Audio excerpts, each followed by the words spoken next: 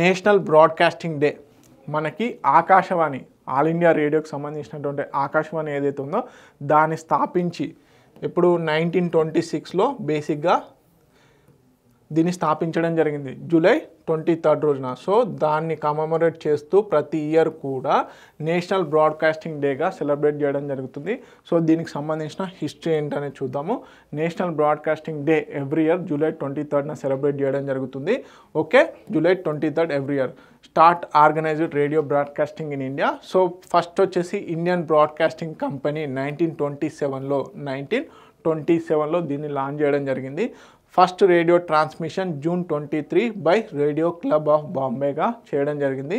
తర్వాత 1927లో first official broadcasting service ఏదైతే ఉందో ఇండియన్ బ్రాడ్కాస్టింగ్ కంపెనీని ఏర్పాటు చేశారు July 23, 1927. Please correct here 1927. Okay, ఇది 1927 అండి.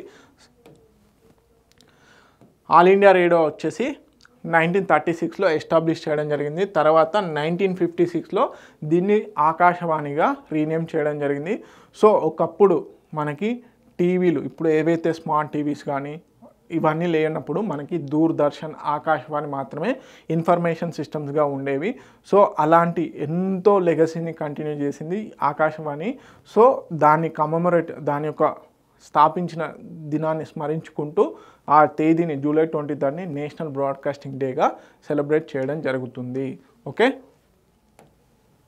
తెలుగు మీడియం అభ్యర్థులు ఎవరైతే ఉన్నారో ప్లీజ్ నోట్ ఇట్ డౌన్.